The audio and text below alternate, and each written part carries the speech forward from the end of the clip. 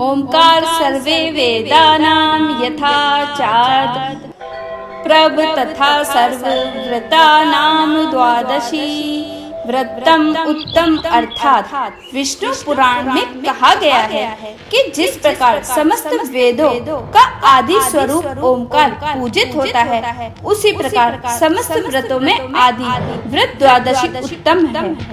हरे कृष्ण। हमारे सभी शास्त्रों और पुराणों में कहा गया है कि एकादशी जैसा व्रत कोई नहीं है। इसके पालन मात्र से ही संपूर्ण पाप ध्वस्त हो जाते हैं और भगवान श्री हरि विष्णु की शुद्ध प्रेम भक्ति प्राप्त होती है। एकादशी और द्वादशी व्रत रखने का अर्थ है भगवान को प्रसन्न करना। जो मनुष्य भगवान श्री कृष्ण की शुद्ध प्रेम शक्ति प्रदान करना चाहते हैं, उसे एकादशी व्रत का पालन अवश्य करना चाहिए। दाहिनो अस्मि यथा दाहिनो असीम यथा देहे कमार यवनम जरा तथा दे अंतर प्राप्ति धीर तंत्र नमोयति। जिस प्रकार शरीर धरती आत्मा बाल्यकाल से युवावस्था और फिर वृद्धावस्था में निरंतर प्रवेश करती है, उसी प्रकार मृत्यु के समय आत्मा दूसरे शरीर में प्रवेश करती है। इससे धीर पुरुष भ्रमित नहीं होते हैं। इसलिए हर एक व्यक्ति को अपने कर्म करते हुए परम कर्तव्य का पालन करना चाहिए और व्यक्ति को परम कर्तव्य भगवान श्री कृष्ण की भक्ति और उनकी सेवा करना और एकादशी हमें परम कर्तव्य की ओर आगे बढ़ाने में सहायता करती है। ऐसे में परम पावन एकादशी अश्विनी मास के शुक्ल पक्ष में आने वाली पापा पुंसा एकादशी है। तो दोस्तों, आज के इस वीडियो में हम पाप पुंसा एकादशी की पवित्र पौराणिक कथा का श्रवण करते हैं।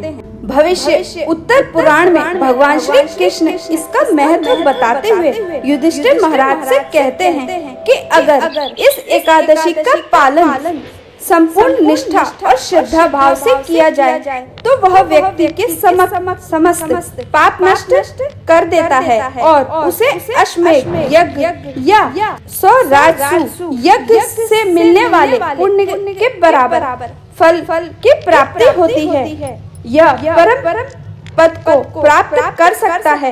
इस दिन उपवास करके भगवान श्री कृष्ण की भक्ति में हमें अपना संपूर्ण समय व्यतीत करना चाहिए। जो व्यक्ति संपूर्ण निष्ठा और भक्ति पूर्वक से इस व्रत का पालन करता है, उस पर भगवान अवश्य प्रसन्न होते हैं। एकादशी के दिन उपवास का जितना महत्व है, उतना ही उसकी कथा का श्रवण करना भी आवश्यक है।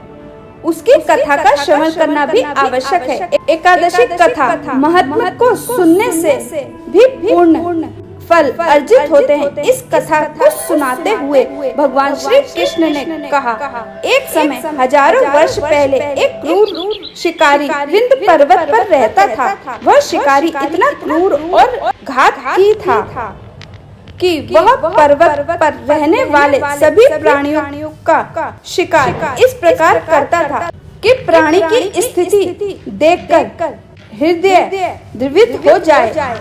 वह पर्वत में रहने वाले पशु पक्षियों को तो शिकार करता ही था, लेकिन कई बार वह उनके एक अंग को काटकर उन्हें अधिक वेदना भी देता था। इस प्रकार पाप कर्म करते हुए वह अपना जीवन व्यतीत कर रहा था। उसके इस प्रकार के पाप कर्म देखकर स्वयं यमराज ने भी नरक में उसका स्थान निश्चित कर दिया था। अब उस अज्ञानी को इसके द्वारा पता चला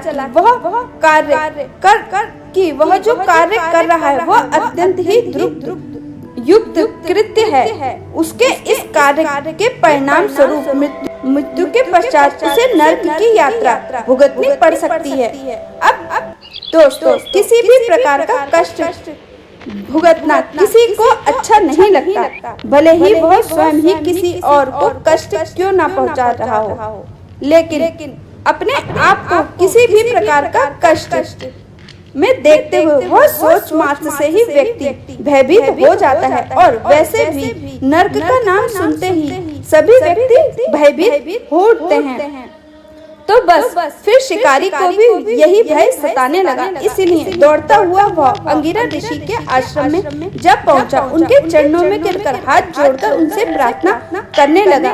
शिकारी ने महर्षि से कहा, महामुनि, मैंने आजीवन अत्यंत घोर पाप किए हैं। मैंने निर्गम प्राणी क्रूरता से हत्या, अत्यंत पाप जन्य धुना स्पंद कृत्य किए हैं और इस प्रकार सभी पशु पक्षी की हत्या करके मैंने अपना जीवन व्यतीत किया है।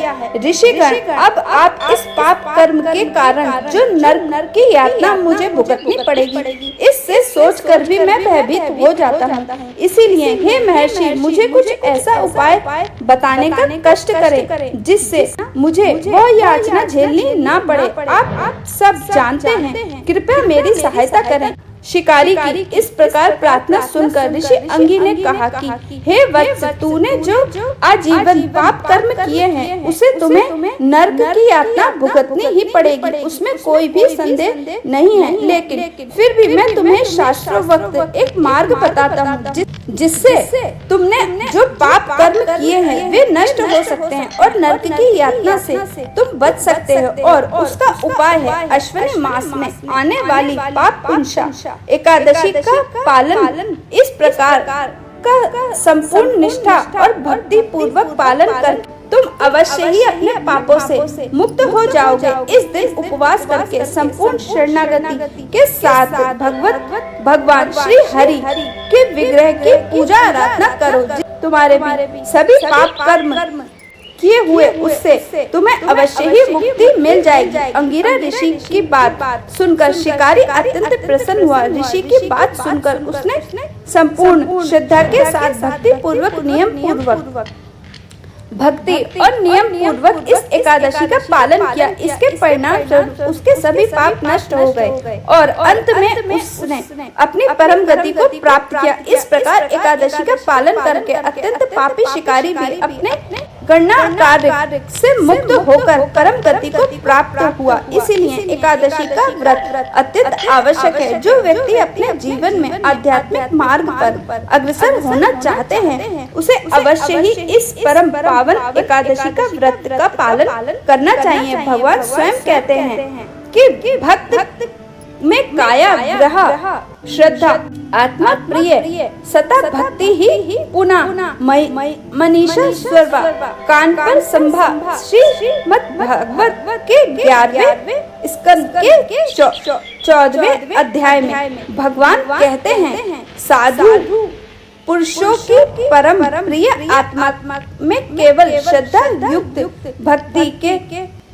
वंशीभूत होता हूँ। मेरे प्रिय निष्ठा पूर्वक की गई भक्ति से चांडाल का भी यह जाति द्वेष दूर हो जाता है। अर्थात निष्ठा पूर्वक भक्ति करने वाला चांडाल फिर चांडाल नहीं रह जाता। तो इसीलिए एकादशी के दिन संपूर्ण भक्ति भाव से श्री हरि की पूजा आराधना करके हम उनकी शुद्ध प्रेमा भक्ति को प्राप्त कर सकते हैं। इस दिन उपवास करके भगवान श्री हरि के पवित्र नामों का जाप करके कथा सत्संग श्रवण और पूर्ण विधि विधान के साथ इस एकादशी का पालन किया जाए तो पूर्व जन्म के और इस जन्म के सभी पाप नष्ट हो जाते हैं। इतना ही नहीं, समस्त तीर्थों का फल भी प्राप्त होता है। इस एकादशी का पालन करने वाले व्यक्ति को कभी यमलोक का दर्शन नहीं होता। वास्तव में तीनों लोकों में भगवान पद्मनाभ के दिन एकादशी व्रत का पालन के समान आनंददायक और पापों से शुद्ध करने वाला कुछ भी नहीं है। जैसे माता ने के आश्रम में रहकर ही समस्त जीव जीवन धारण करते हैं, उसी प्रकार एकादशी द्वारा शुद्ध प्रेम भक्ति के आशय में रहकर ही परम गति को प्राप्त किया जा सकता है। जब तक व्यक्ति भगवान पद्मनाभ के इस पवित्र दिन एकादशी का पालन नहीं करता है तब तक वह पापी रहता है। उसके पूर्व जन्मों के पाप उसका पीछा नहीं छोड़ते हैं। जो भी मुक्ति का इच्छुक है, स्वर्गीय लोक में अनंत होना चाहता है, उसे पापकुंशा एकादशी का पालन अवश्य करना चाहिए। इस एकादशी का पालन पुण्य फल गंगा पुष्कर कुरुक्षेत्र में स्नान से भी कई गुना ज्यादा है। तो इसीलिए इस पूर्ण पवित्र पापकुंशा एकादशी का निष्ठा पूर्वक पालन करना चाहिए। और इस पारण की संपूर्ण विधि जानने के लिए आप हमारे इस चैनल को सब्सक्राइब जरूर कर लीजिएगा। तो दोस्तों, यह थी पापकुंशा एकादशी की व्रत कथा और संपूर्ण जानकारी। अगर आपको हमारी ये जानकारी पसंद आई हो तो लाइक कमेंट शेयर जरूर करिएगा और हमारे चैनल को सब्सक्राइब करना ना भूलें। मिलते हैं इसी तरह के एक और नई जानकारी के साथ। तब तक के लिए जय श्री राधे कृष्णा।